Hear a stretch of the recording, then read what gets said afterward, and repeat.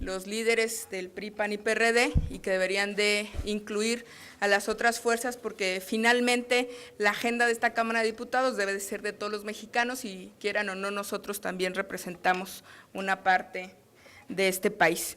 En los temas prioritarios para el PT, me parece que está centralmente el de desaparición forzada, pero también hay que decirlo y tendrán que analizarlo el Senado, la Cámara de Diputados, específicamente la reforma que tiene que ver con el Distrito Federal.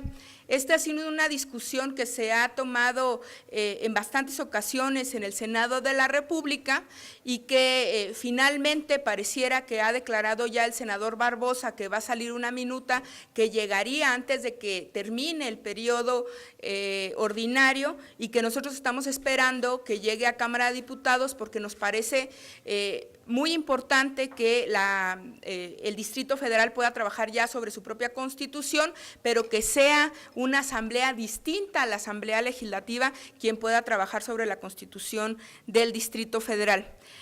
Segundo, en el tema de transparencia y anticorrupción hemos insistido que además de la Comisión de Gobernación pueda la Comisión de Transparencia trabajar en el dictamen de esta ley, de la dictaminación, perdón, de esta minuta. Ha habido una negativa del Partido Revolucionario Institucional que nosotros no entendemos, pero que insistiremos que tiene que ser el debate lo más abierto y lo más transparente posible. No podemos estar hablando de una iniciativa de transparencia que quieren sacar en fast track y en lo oscurito. Sobre el tema de desaparición forzada, en la comisión especial el tema de Ayotzinapa y en la Comisión de Justicia hemos ya iniciado los trabajos para presentar una propuesta para que pueda ser suya, ya sea la Junta de Coordinación Política o la mesa directiva, y para que pueda ser dictaminada sin la necesidad de modificar la Constitución.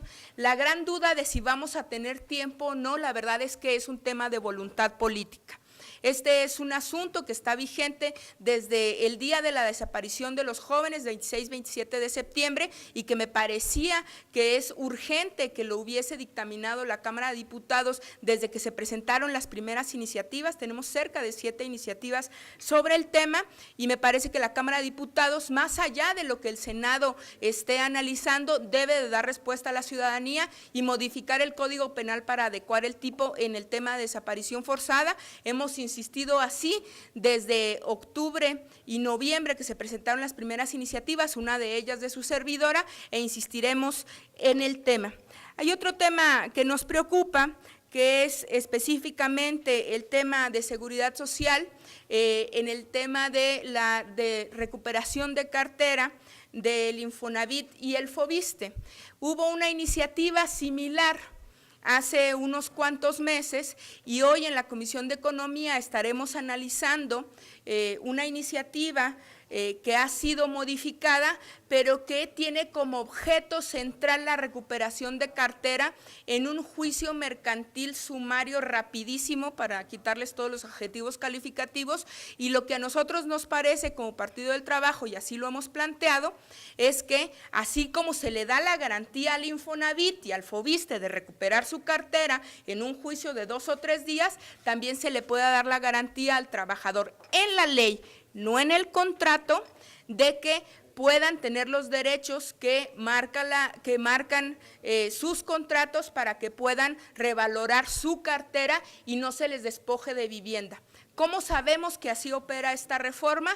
Porque así está operando en algunos estados, entre ellos Chihuahua, donde el gobierno va, toma posesión de las casas abandonadas, se las quita a la gente que no tiene la posibilidad de pago y luego se las está entregando a constructoras que las pintan, les ponen vidrios y las sacan al mercado luego a precios carísimos. Entonces nos parece que esta es una iniciativa que puede ser positiva para la sanidad financiera del Infonavit y el Foviste, pero que tiene que ser muy cuidadosa de los derechos de los trabajadores.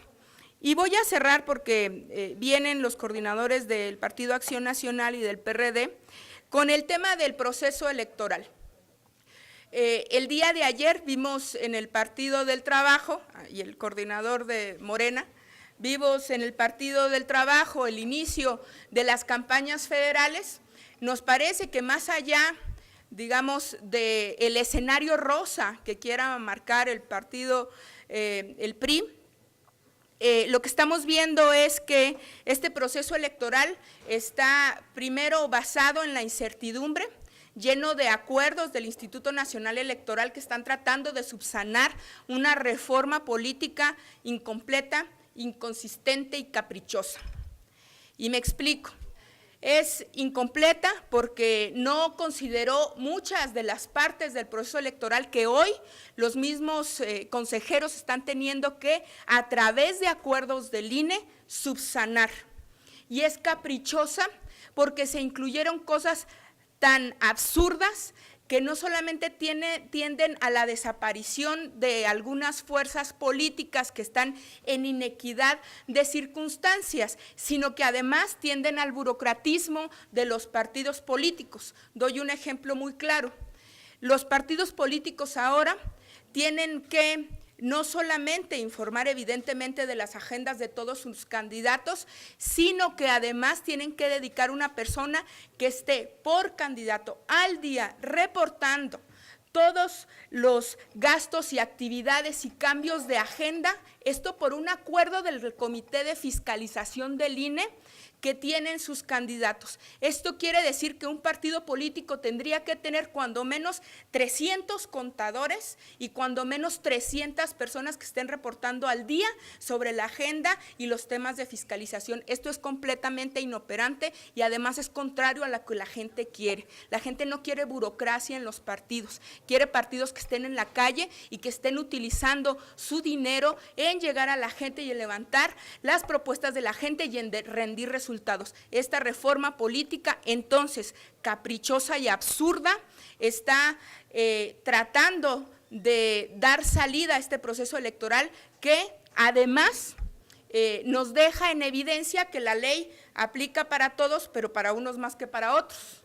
Resulta que podemos ver en muchos estados el despilfarro de recursos que están haciendo los gobernadores, donde es muy fácil ver solamente los espectaculares que están en las principales avenidas de muchas de las ciudades principales de este país, para darnos cuenta que los candidatos del PRI y del PAN están excediendo, pero por mucho, los gastos que les está poniendo como límite el Instituto Nacional Electoral. Y desde la Cámara de Diputados, cómo nosotros como opositores a la reforma política hacemos un llamado para que el INE, más que estar creando burocracia en los partidos, ponga ojo y haga una verdadera revisión de todos estos gastos excesivos que están cometiendo no solamente los gobernadores, o inclusive me da la impresión que la misma Presidencia de la República, y que nos clarifiquen cuánto llevan gastado solamente en el inicio de campaña los candidatos de todos los partidos.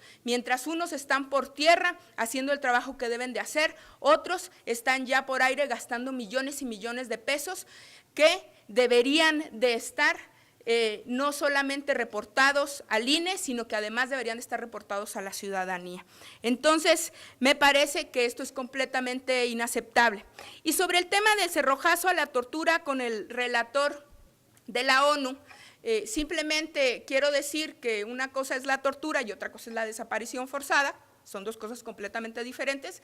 Es decir, la Cámara de Diputados no está abordando el tema de la tortura de ninguna manera, y que este diferendo me parece que es como las novias de rancho, estas que se van muy ofendidas cuando les dicen lo que no quieren oír.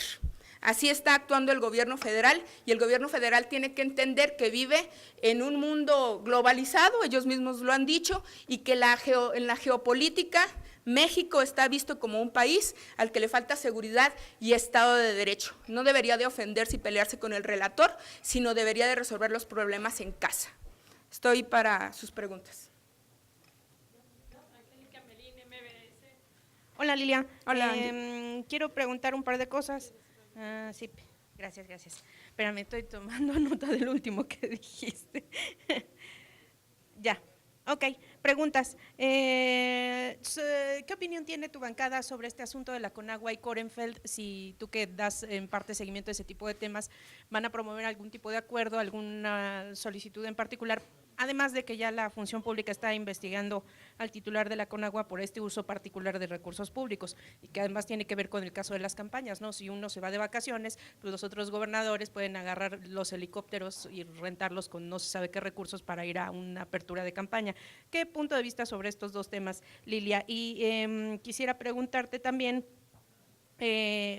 ya que los han dejado fuera de esta reunión de los principales coordinadores a las bancadas pequeñas, pues qué postura tendrán ustedes o qué intervención tendrán ustedes en la aprobación de lo que ya los coordinadores de los grupos grandes llaman prioridades. Hablan de transparencia, en Senado posiblemente anticorrupción y parece que hasta ahí. ¿Qué postura tomarán las bancadas minoritarias en este tema? Empiezo con el tema de Kohrenfeld.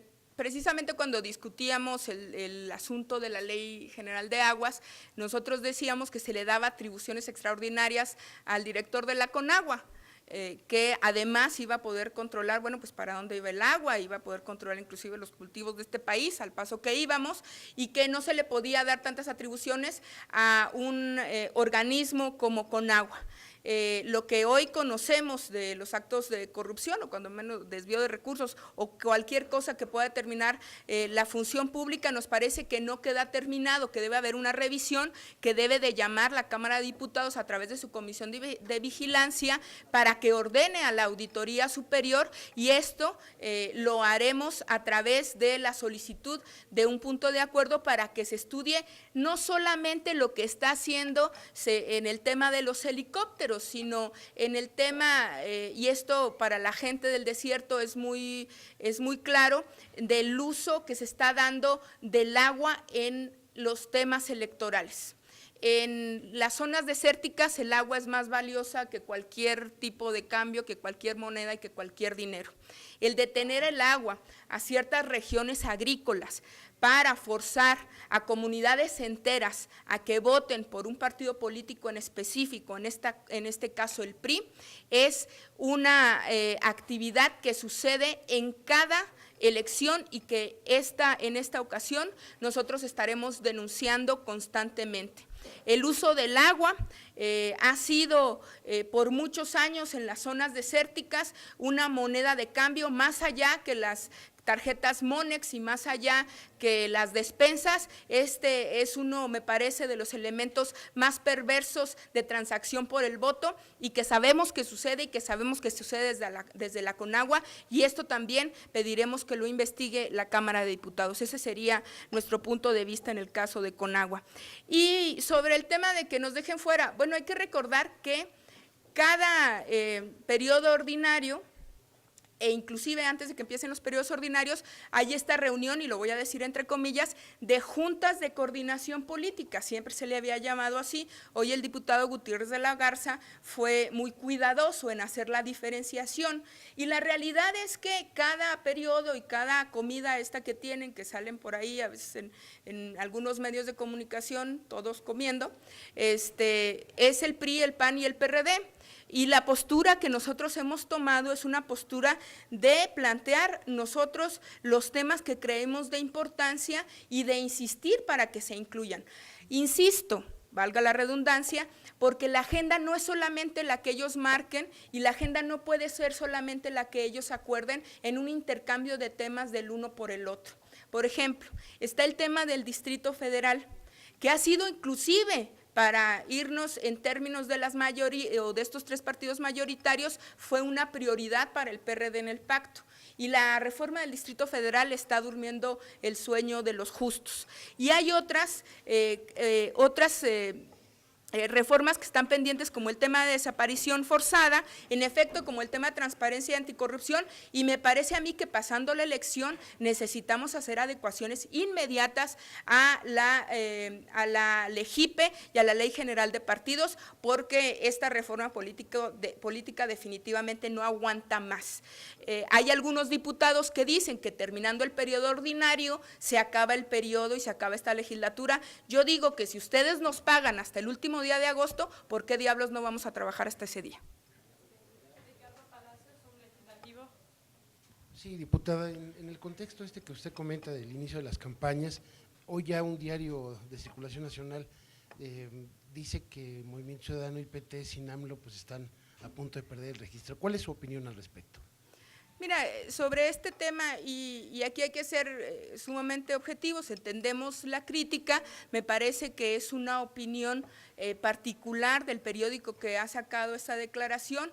En el Partido del Trabajo, yo no soy vocera del Partido del Trabajo, soy vicecoordinadora del grupo, pero como integrante de la directiva nacional te puedo decir que el Partido del Trabajo no solamente está preparado con estructuras, sino también con propuestas y con buenos candidatos, no solamente para salir adelante al 3%, sino más allá. El apoyo que el Partido del Trabajo dio a Andrés Manuel López Obrador durante mucho tiempo y que inclusive se ha dicho que podrá abanderarlo en una coalición amplia para el 2018 si es que las encuestas le beneficiaran como candidato de las izquierdas, demuestra pues que el PT le apuesta a la unidad de las izquierdas, a eso y nada más. Todo lo demás, los juicios de valor, bueno, yo lo que diría es que esperemos al 7 de junio y entonces veamos. No, todavía, diputada, muchas gracias. Dos preguntas nada más. La Junta de Coordinación ha aprobado hacer un exhorto a los congresos que no han aprobado esta reforma en materia de deuda de estados. Si nos pudiera precisamente usted fijar la postura de su partido del por qué la importancia de esta reforma y la postura también sobre estos precriterios de política económica que ha enviado la Secretaría de Hacienda. Gracias. Voy a empezar con lo último porque eso era de lo más importante que yo venía a hablar, miren ya, hasta se me olvidó. En el tema de los precriterios, hay que decir que hoy en la Junta de Coordinación Política el Partido de la Revolución Democrática ha solicitado la comparecencia de los dos subsecretarios de Hacienda, no solamente para que vengan a explicar los precriterios, porque entonces eso ya lo hicieron, vinieron, tuvieron una conferencia y entonces pareciera aquí que solamente vienen a desfilar para dar la información que ellos quieren. Esta solicitud de comparecencia que ha apoyado el Partido del Trabajo es para que se nos informe no solamente de los precriterios que ha presentado Hacienda, sino del impacto que se tiene sobre la política económica en general, sobre la política monetaria, tenemos un dólar que se sigue fortaleciendo frente al peso, y sobre la política de participaciones y aportaciones federales a los estados. Es decir, si hay un recorte en el presupuesto federal, ¿cómo va a afectar esto el gasto específico que harán los estados y municipios? ¿Se va a castigar a los estados o municipios o se va a apretar el cinturón el gobierno federal y va a salir con la vacilada esta con la que salió de los recortes de quitarle 10% en viáticos a los funcionarios de primer nivel? Entonces nosotros hemos apoyado esta propuesta, nos parece correcta y nos parece que los precriterios tienen impacto mucho más allá de lo que se quiera pensar, porque pone en evidencia lo que esperaremos como política económica para el año siguiente. Y aunque no seremos nosotros la legislatura vigente, sí es responsabilidad de esta Cámara de Diputados iniciar esta discusión y este diálogo para las reformas que tengan que venir subsecuentes, específicamente en el tema de la estructuración de las reformas presupuestales.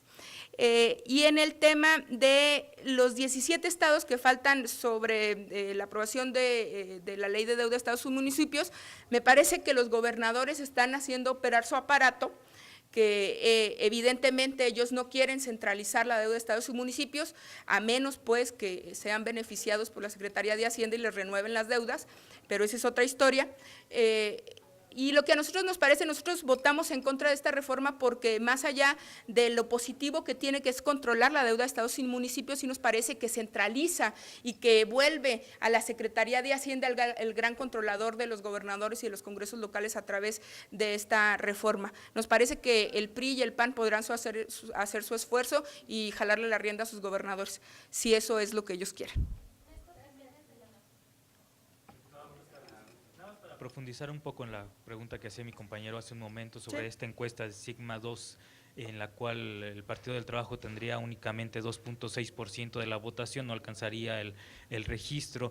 Preguntarle si atribuye esta situación a la salida de militantes que han ingresado a las filas de Morena, sobre todo porque viendo esta misma encuesta, Morena sí se mantiene muy por arriba de este límite del 3%. Y también conocer pues qué estrategias está planeando el Partido del Trabajo para revertir esta situación, o si los números que tienen dentro del partido son distintos. Mira, si yo hago contigo ahorita un juego de números, entonces tú y yo vamos a decir que yo te voy a decir que yo tengo el 5, y entonces tú vas a decir que el 2.6, y el margen de error de una encuesta cuando menos es de 2 puntos, dependiendo del tamaño de la muestra.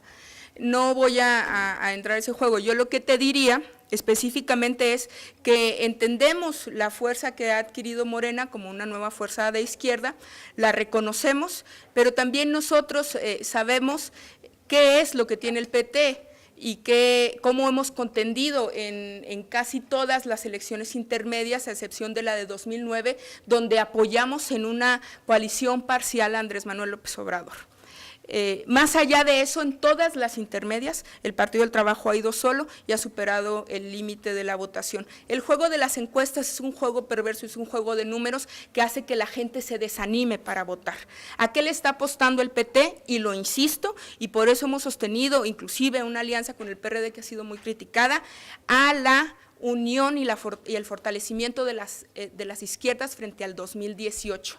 El enemigo no está en las izquierdas, el enemigo está enfrente y está destruyendo al país. A eso le estamos apostando, a eso le está apostando el PT, y yo te diría lo que le comenté a tu compañero, esperamos al 7 de junio a ver qué razón tenían las encuestas.